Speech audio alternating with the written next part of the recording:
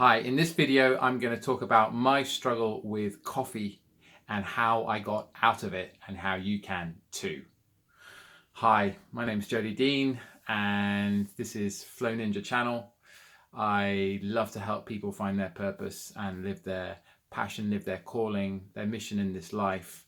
I'm a body, mind, spirit coach and mentor. I'm a podcaster and digital marketer and an actor as well. And I love helping people. I love sharing knowledge and wisdom. I've been on a self-discovery journey for 25 years at least. So, hope you enjoy this video. God, yeah, so coffee. Love it or hate it, it's around everywhere in our culture, in our Western society. It's on every street corner.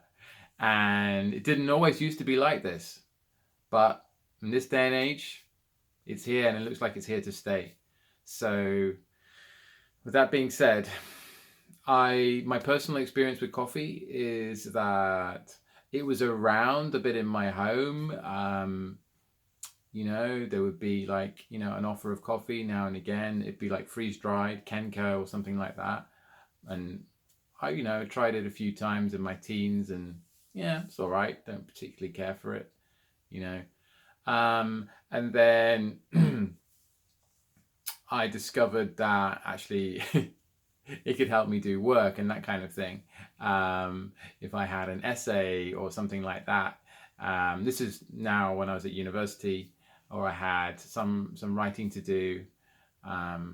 So that was kind of the first getting into it and going, oh, this could actually be a tool I could use to help me.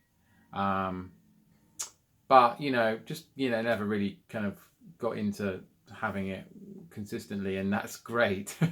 But tea was more my thing. I grew up with tea in the household. My mum would always be serving tea, and my grandmother as well, and my other grandmother. What can you do, right? Just drink the tea and receive the love. So I did. And it's very much in traditional in English culture is tea. British culture is tea drinking. Tea with milk.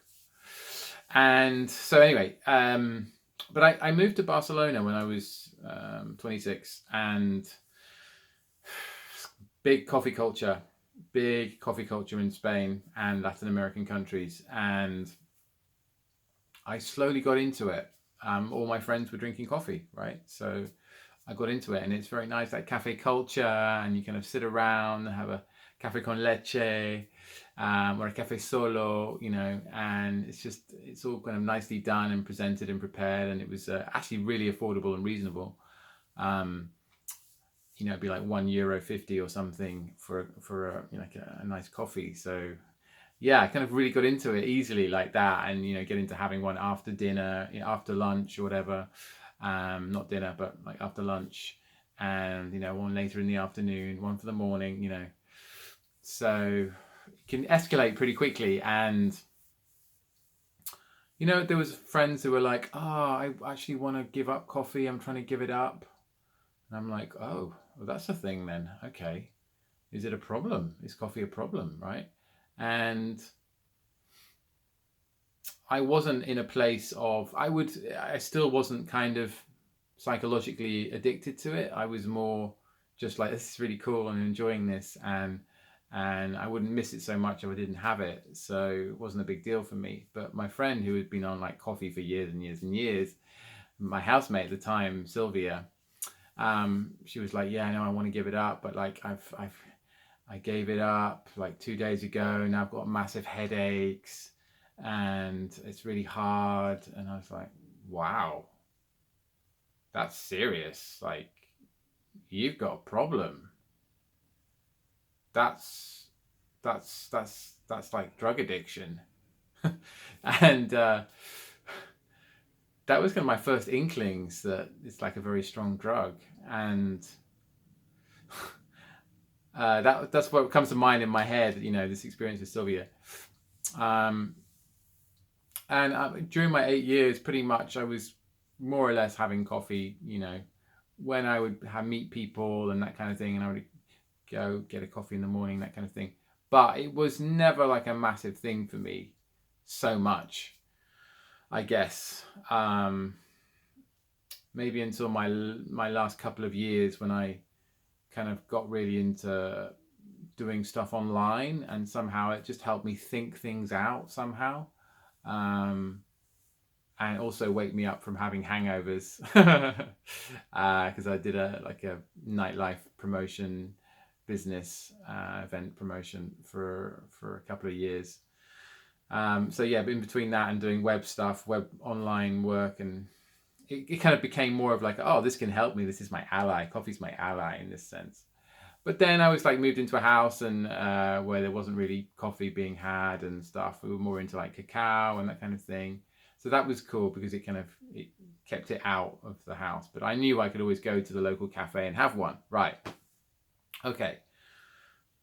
Fast forward to my life back in the UK, and like coffee culture is huge now, and just kind of really kind of got into it, and as a crutch and as a way to wake up and to have energy and drive for the day, and like sort of a Dutch courage for the day, and help my brain think, right? But what I discovered is, obviously, the more you have it, the more you need it to rely on it, because it sucks your energy reserves, it sucks from your adrenals, you get burnt out, right? This is the thing with coffee. And something I really understand now is that stimulants make you weaker, because they take when you shouldn't have to take. You make an imbalance in the body. So you take from your reserves, and you don't want to do that, believe me. So, I kind of fell in love with the taste of coffee, and there's so many new kind of blends, and it's like the coffee shops are getting really high tech, and the coffee's getting much better tasting, and it's like a real delight in your palate, the sort of bouquet of flavor in a really good coffee. And this cold brew is cool, and all this sort of stuff, right? And there's all these different milks you can have, vegan milks and all that, so it's all frothy, and it's kind of like a sort of almost sexual experience, having this sort of cappuccino or latte or flat white, which is kind of my drink of choice, my poison. And it's like we're selling it to ourselves. We're making it like into this ritual, into this sort of thing, and everything sort of revolves around this, coffee, and it's cool, but we're addicted, right? And not only are we addicted, but we're basically harming ourselves by doing this. That's what I feel. It's my feeling. So about 2.5 years ago, I decided I got really into like getting back into my health and natural living. And I just decided in February, I was just gonna jack it in. I jacked in. So I gave up coffee, and I gave up sugar, and I gave up alcohol, and wheat, and all in the same day. And it was tough, and it was intense, and I was doing quite a high pressure job in a way, and it was, yeah, I'm not going to pretend it wasn't, but I was also taking herbs, so like really strong herbs, super herbs, and that helped to level it out.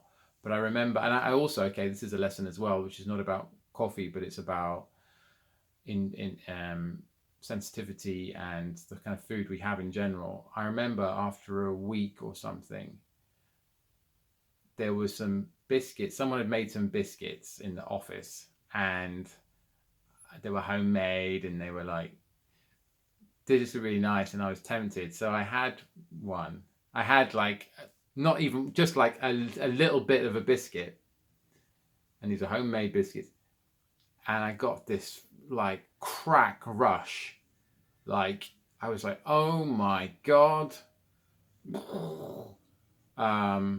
It's almost like the first time you have a cigarette or something, and you get the nicotine high. It was that kind of thing. Or the first time you have like a coffee and you get that, it was that kind of intensity, but it was a sugar feeling. And I was like, wow, this is sugar. This is what it does. This is refined sugar. This is what happens. It was very, very shocking.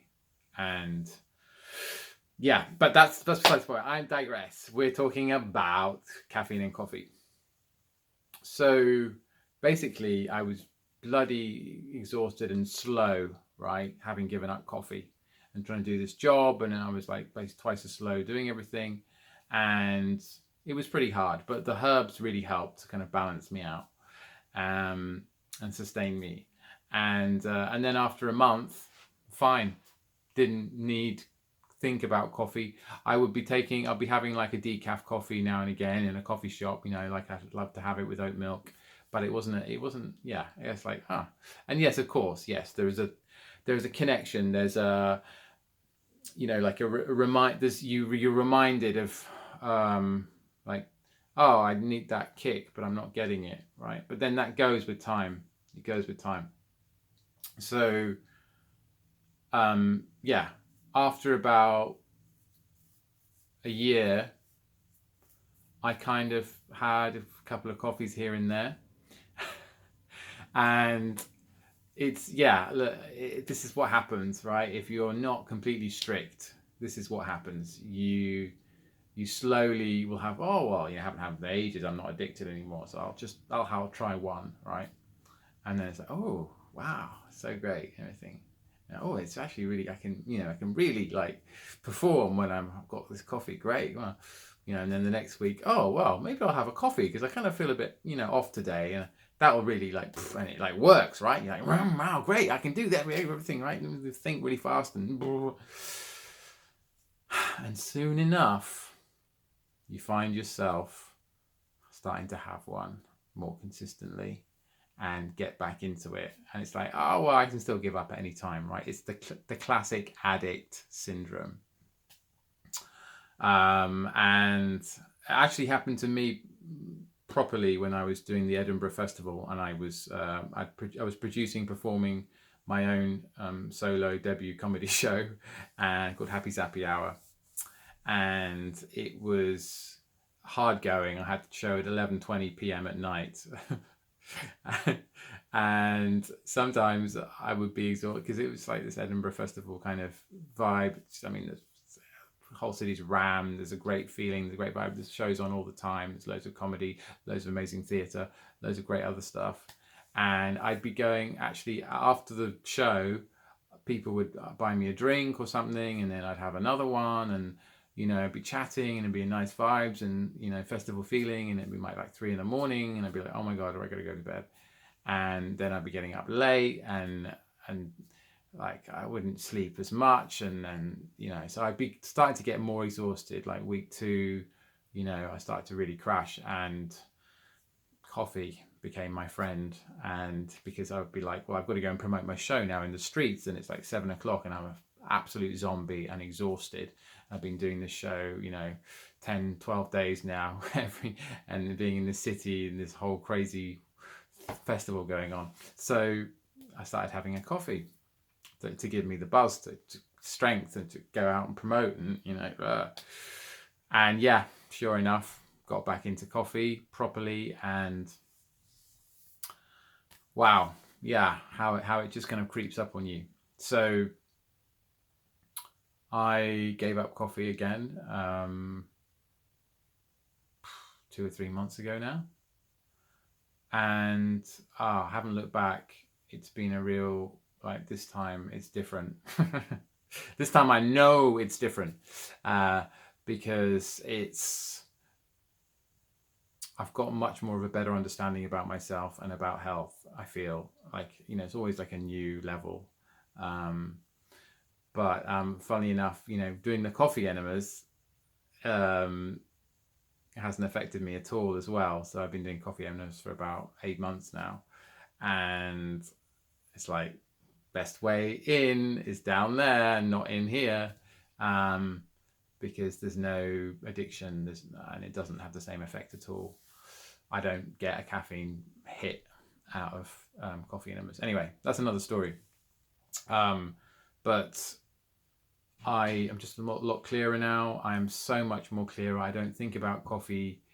As long as I have a decent sleep, I'm really clear in the morning, and yeah, don't need it. It's like you just don't need it. It's a lie that we need coffee, caffeine to start the day and to do stuff. It's just a complete lie. And if you do good exercise, and you do yoga, and you drink enough water, and you have a healthy diet, and you have nutrients and good quality fresh food and lots of fruit and vegetables and nuts and seeds and pulses and all that good stuff, live raw food if you want to. That's amazing diet. You have to feel what works for you. You will have vitality, you will have energy, and if you breathe correctly, I'm full of energy, right? Got up at 6 this morning, went to bed at 12. I don't need any coffee. I'm buzzing. Look, I'm making a video. I've already been running and doing stuff, and it's mindset as much as anything else, and understanding that it's the coffee addiction culture that we have is, basically it's money. It makes a lot of money. It's a multi-billion-pound industry, dollar industry. It's cool. It's in at the moment, and the sort of cafe culture, coffee shop culture, and obviously the taste, the tech that we have, you can get better taste and stuff. And I love having a great cup of decaf coffee, Swiss processed, water processed coffee where there's no chemicals used. Really preserves the taste of the coffee. It's absolutely delicious, better in some cases than the equivalent non-decaf coffee, like in my local coffee place, Fade to Black. The decaf tastes better than the regular coffee. Amazing. So yeah, it's all an illusion, guys. It's all up here, and stimulants make you weaker. Caffeine is a stimulant. You will get adrenal burnout. You will get adrenal exhaustion if you continue to have coffee and drink it every day. It's just a fact. It's just biology. It's how the body works, how caffeine works. Caffeine is a drug. And yeah, coming off it this time, again, it was tricky, but you just got to be focused. You've got to be like, right, I'll give myself enough sleep, make sure, have enough water, have the right foods at the right times, and just get hugs and meditate and keep yourself busy and push yourself, go outside your comfort zones, because coffee is also a pain reliever, and it's comfort as well, and it does release a bit of dopamine as well, so it's used as a way to avoid, and that's something to look at as well if you're having a lot of coffee, to avoid feelings and sensitivity, right? So your nervous system, etc. So just be aware of that. This is kind of what I wanted to share really with this video about coffee. I know it's been quite a long one, and yeah, I guess I had a lot to talk about because it's a big subject and it's so pervasive, right? It's so pervasive. You're probably near someone who's having a coffee right now. You may be having a coffee yourself. You may be about to turn up at work where everyone's got a coffee, so it's nice to be aware of. And yeah, I didn't really want to get into the chemistry of coffee or whatever. I need to kind of look that up again. But yeah, that's from my experience. This is my truth, my reality with coffee and my experiences. So yeah, I hope you've found something valuable in this video. Please, actually, if you did, please comment, please like the video, and please subscribe to my channel if you haven't already. Also, in the links in the description, you have my podcast link for the Flow Ninja podcast, where I interview interesting people on comedy, consciousness, creativity, and well-being. Also, musings on mindset. And I've also got my free PDF downloadable PDF. That's a bit of a tongue twister. Downloadable PDF ebook of which is my top 10 secrets to hacking your flow, stepping into your power, and thriving at life, because you deserve a thriving life where you are fulfilled. Right. Whatever your social programming says, you deserve a life where you are fulfilled. You are happy, you are joyful. So, without further ado, this is done. Take care. Have an amazing day.